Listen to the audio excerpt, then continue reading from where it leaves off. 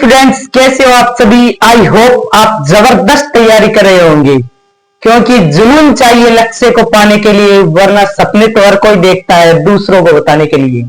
आपको अपने लक्ष्य को पाने के लिए मेहनत अभी से स्टार्ट करनी होगी, क्योंकि यही वो समय है जिसमें आपके द्वारा की गई मेहनत आपका फ्यूचर डिसाइड करेगी। आपकी इस मेहनत का सपोर्ट करने के लिए मैंने जो सीरीज स्टार्ट की है, टॉप 15 मोस्ट इंपोर्टेंट सीरीज, इसी का आज लेक्चर 4 है। इससे पहले 3 लेक्चर कंप्लीट आ चुके हैं। यदि आपने नहीं देखे हैं तो प्लेलिस्ट में जाकर देख सकते हो। अब ये देखो, ये क्वेश्चन कितनी बार पूछा गया है, 13, 19, 22 और 2024 में भी ये क्वेश्चन पूछा गया था। गाउस का नियम लिखो और गाउस के नियम के अनुप्रयोगों में। तो सेकंड जो अनुप्रयोग है वो है अनंत आवेशित समतल चादर या परत के कारण विद्युत क्षेत्र पूछ ले तो आपको आज जो डेरिवेशन बताने वाला हूं वही डेरिवेशन करनी है। इससे पहले मैंने गाउस के नियम का जो पहला अनुप्रयोग है, तार के कारण विद्युत क्षेत्र, वो निकाल लिया था। तो सबसे पहले मैंने जैसे आपको बताया कि डेरिवेशन को बिल्कुल भी रटना नहीं है, आसान तरीके से आप कर लोगे। बस क्वेश्चन पढ़ो और क्वेश्चन के अकॉर्डिंग अपनी डेरिवेशन को स्टार्ट करो। सबसे पहले क्वेश्चन में बोला है, एक समान आवेशित अनंत समतल चादर के कारण चादर के समीप स्थित किसी बिंदु पर विद्युत क्षेत्र का मान ज्ञात कीजिए। तो सबसे पहले एक चादर बनाते हैं। चादर बोल दे, परत बोल दे, एक ही बात है। तो इस प्रकार एक आवेशित चादर है। इस पर आवेश कौन सा है, तो इस पर आवेशित, तो हमने इस पर पॉजिटिव चार्ज है। इस प्रकार अनंत लंबाई की है तो इस प्रकार अनंत पार्ट कर देते इसका ऊपर और नीचे। तो सबसे पहले हमें निकालना क्या है, इसके समीप स्थित कोई बिंदु है, यानी कि r दूरी पर एक बिंदु है। इस बिंदु पर विद्युत क्षेत्र की तीव्रता का मान हमें ज्ञात करना है। तो इसके लिए हम बेलनाकार गाउसीय पृष्ठ की कल्पना करेंगे। अब बिल्कुल ये चादर है, परत है, तब क्या होता है कि ये दोनों तरफ से आवेशित होगी, इस ओर से और इस ओर से।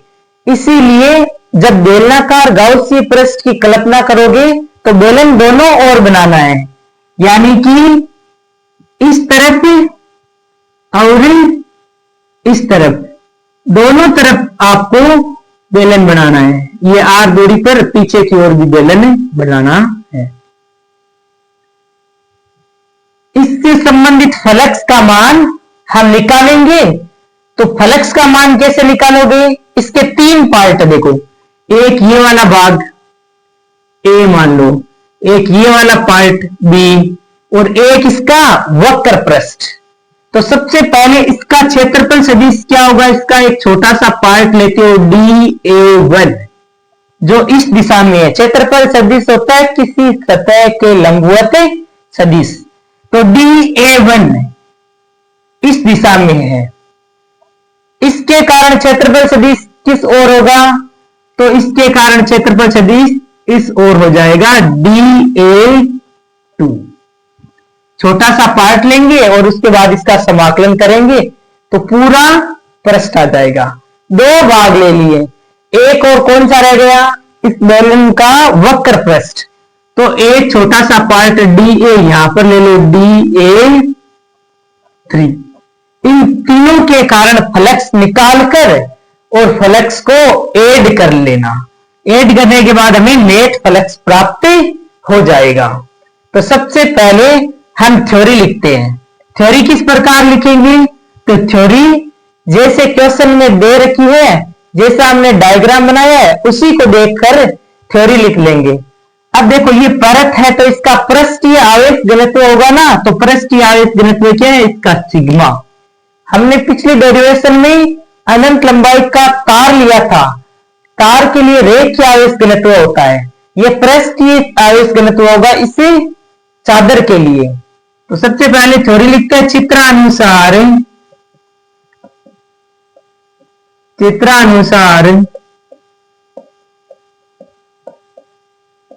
एक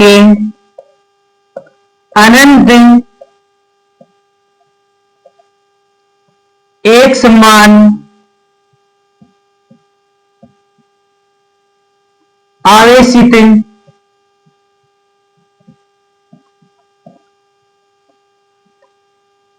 चादर या परत जिसका पृष्ठीय आवेश घनत्व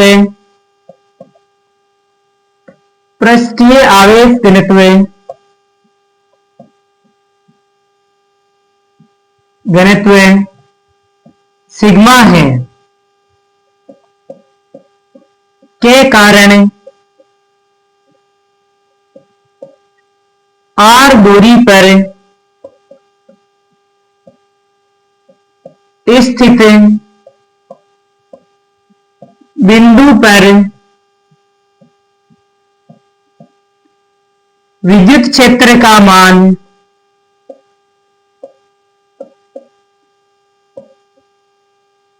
ज्ञात करना है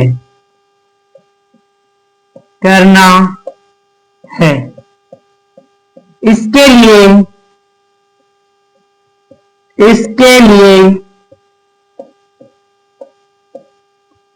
एक बेलनाकार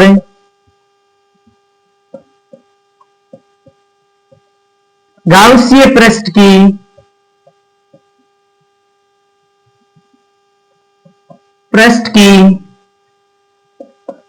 कल्पना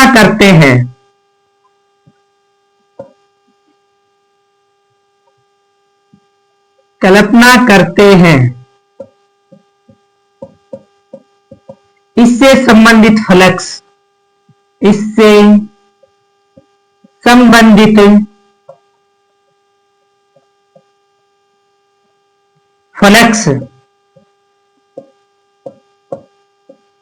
phi equal to net flux क्या होगा, तो फाई ए, फाई बी और फाई सी, इन तीनों के कारण जो फ्लक्स है उसको निकालकर ऐड कर लो। Phi A plus phi B plus phi C. Phi A किस प्रकार निकालोगे, तो हमने पढ़ रखा है integration E D A one cos theta one, तो D A one theta one क्या लेंगे, तो क्षेत्रफल सदिश और विद्युत क्षेत्र क्या होगा, तो देखो धनावेश के कारण विद्युत क्षेत्र की तीव्रता बाहर की ओर होगी, इसीलिए ई वेक्टर भी आपका इस दिशा में होगा, क्षेत्रफल सदिश भी इस दिशा में होगा। कोण कितना है 0 डिग्री, तो cos 0 plus E D A two cos, इसके लिए भी 0 डिग्री होगा क्योंकि परत तो दोनों तरफ से आवेशित है, इसीलिए इसके कारण विद्युत क्षेत्र इस दिशा में और क्षेत्रफल सदिश भी इस दिशा में, कोण कितना हो जाएगा 0 डिग्री प्लस तीसरे पार्ट के कारण क्या है, तो ई डी ए थ्री कोस 90 डिग्री। क्यों, क्योंकि क्षेत्रफल सदिश और विद्युत क्षेत्र के मध्य कोण कितना है 90 डिग्री है। अब इनको सोल्व करते हैं।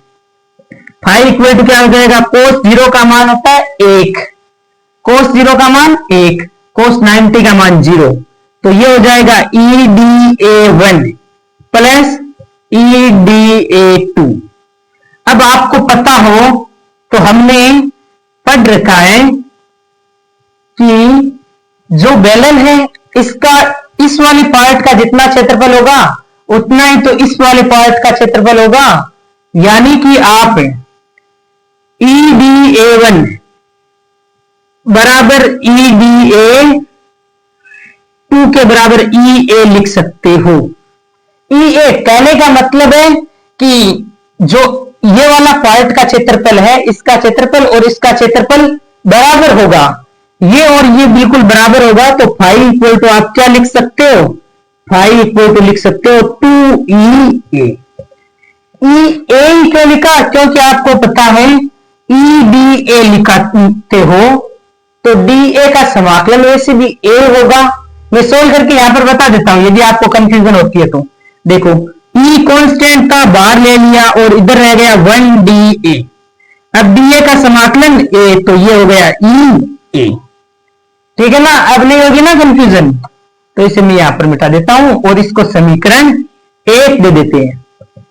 इसी प्रकार हम जानते हैं गाउस का नियम क्या होता है। गाउस का नियम phi equal to Q upon epsilon naught. तो गाउस के नियम से फाई इक्वल टू क्या होता है, sigma Q upon epsilon node.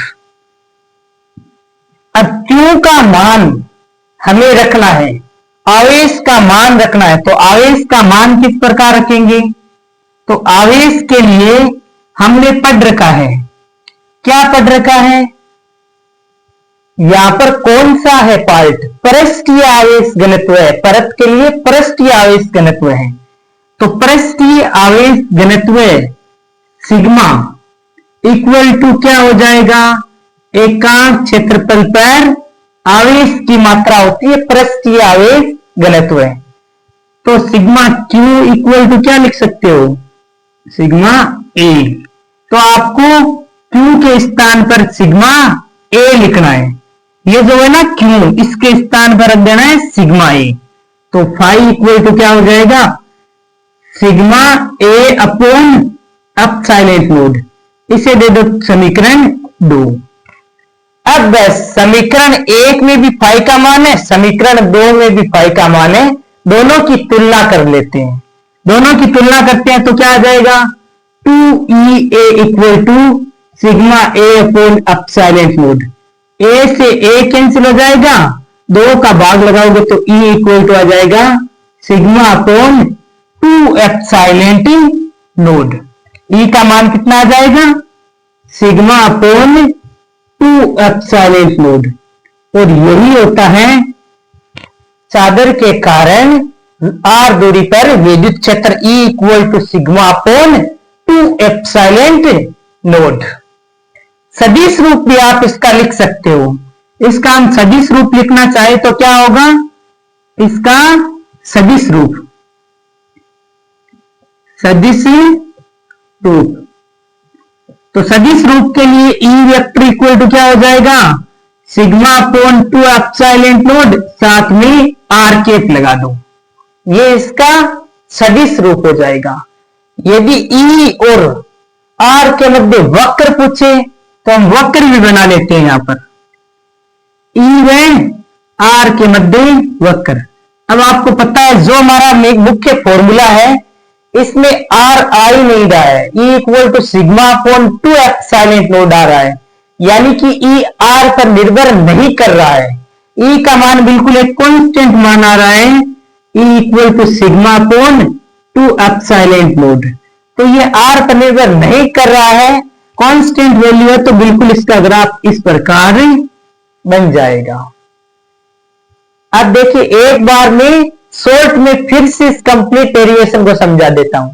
हमें निकालना क्वेश्चन किस प्रकार पूछता है, गाउस का नियम लिखो, इसके अनुप्रयोग से अनंत आवेशित समतल चादर के कारण विद्युत क्षेत्र का मान ज्ञात करो, ये पूछा गया है।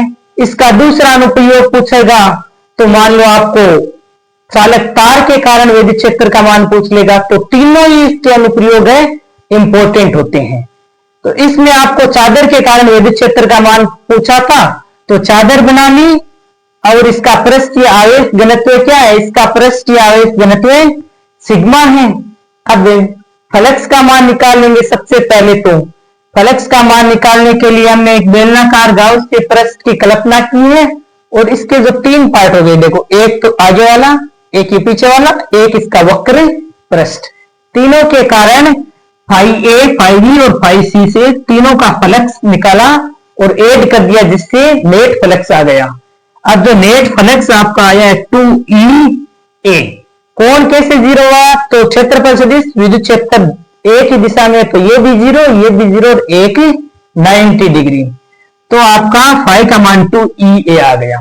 अब गाउस का नियम लगा दिया, गाउस का नियम से phi equal to sigma Q upon epsilon node.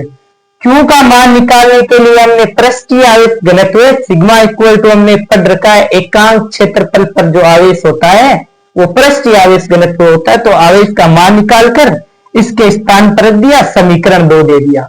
1 और 2 को समीकरण की तुलना करोगे तो E equal to sigma upon 2 silent naught आ जाएगा। आई थिंक आपको यह कंप्लीट डेरिवेशन बहुत ही अच्छी तरीके से समझ में आई होगी। यदि आपको इसी सीरीज को कंटिन्यू रखना है और ऐसे मोस्ट इंपोर्टेंट क्वेश्चन आपको मिलना चाहिए, इसके लिए चैनल को सब्सक्राइब कीजिए, वीडियो को लाइक कीजिए, कमेंट बॉक्स में जरूर कमेंट करके बताइए, दिए गए होमवर्क को कंप्लीट कीजिए। Thank you very much for a nice day to all of you. Thank you very much.